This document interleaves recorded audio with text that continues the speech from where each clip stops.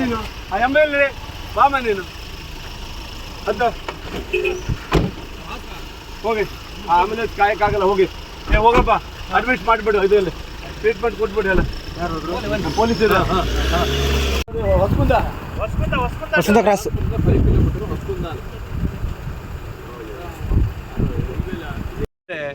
ಭಾಳ ಆಶ್ಚರ್ಯ ಆಗೋಯ್ತು. ನಾನು ಬಂದು ಟರ್ನ್ ಮಾಡ್ತೀನಿ, ಒಂದು ಕೈನೆಟಿಕ್ ಹೊಂಡ ಮುಂಚೆ ಹೊಡೆದು ಇದಕ್ಕೆ ಹೊಡೆದು ಗಂಡ ಹೆಂಡತಿ ಆ ಕಡೆ ಬಿದ್ದಿದ್ದಾರೆ, ಬೈಕ್ ಮಧ್ಯದಲ್ಲಿ ಬಿದ್ದಿತ್ತು.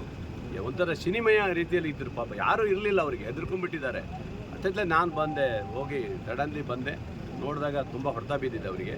ಅವರು ಸ್ವಲ್ಪ ಗಾಬರಿ ಎಲ್ಲ ಆಗಿಬಿಟ್ಟಿದ್ರು. ಅವರಿಗೆಲ್ಲ ಸಮಾಧಾನ ಮಾಡಿ ನೀರು ಕುಡಿಸಿ ಛತ್ರಿ ಗಿತ್ರಲ್ಲಿ ಹಿಡಿದು ತಣ್ಣಗೆ ಮಾಡಿ ಅವರಿಗೆಲ್ಲ ಮಾಡಿ, ಪಾಪ ಬಿಸಿಲಿತ್ತು ಥರ ಇರೋಂಥ ಪಾಪ ಅವರಿಗೆ ಅಂಗವಿಕಲ ಇದ್ದಾನೆ ಒಬ್ಬ ಇವನು. ಕೊನೆಗೆ ನನ್ನ ಆಂಬುಲೆನ್ಸ್ ಬರೋದು ಲೇಟ್ ಆಗುತ್ತೆ ಅಂತೇಳಿ ನಮ್ಮದೇ ಗಾಡಿಯಲ್ಲಿ ಹಾಕಿ ಅವ್ರನ್ನ ಕಳಿಸಿ ಈಗ ಆಸ್ಪತ್ರೆಯಲ್ಲಿ ಚೆನ್ನಾಗಿದ್ದಾರೆ ಅಂತ ರಿಪೋರ್ಟು ಬಂತು, ಪೊಲೀಸ್ ಹಾಕಿ ಕಳಿಸಿದ್ದೀನಿ. ಚೆನ್ನಾಗಿದ್ದಾರೆ, ಅವ್ರಿಗೇನು ಇದಾಗಲ್ಲ, ಟ್ರೀಟ್ಮೆಂಟ್ ಮಾಡಿ ಕ್ಲೀನಾಗಿ ಕಳಿಸ್ತೀವಿ ಅಂತ ಹೇಳಿದ್ದಾರೆ.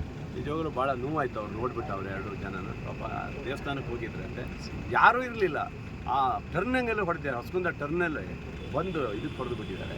ಆ ಗಾಡಿ ಮಧ್ಯೆ ಬಿದ್ದಿದೆ ಬಿಟ್ಟರೆ ಅವ್ರಿಗೆ ಹೋಗಿ ಹೊಡೆದಕ್ಕೆ ಅವ್ರು ಅಲ್ಲೇ ಇದ್ದಾರೆ. ಆ ಎಮ್ಮನ ಸೀರೆ ಇದಕ್ಕೆ ಸಿಕ್ಕಾಕೊಬಿಟ್ಟಿದೆ, ಎಲ್ಲ ನೀಲಿಗೆಲ್ಲ ಇದು ಹಾಕಿರ್ತಾರಲ್ಲ ಹಾಕಿರ್ತಾರೆ, ಅದಕ್ಕೆ ಸಿಕ್ಕಾಕೊಬಿಟ್ಟು ಆ ಎಮ್ಮ ಬರೋಕ್ಕೆ ಆಗ್ತಿಲ್ಲ. ಇವನು ಅಲ್ಲೆಲ್ಲ ಮೂಲೆ ಮಲಗಿಬಿಟ್ಟಿದ್ದಾರೆ.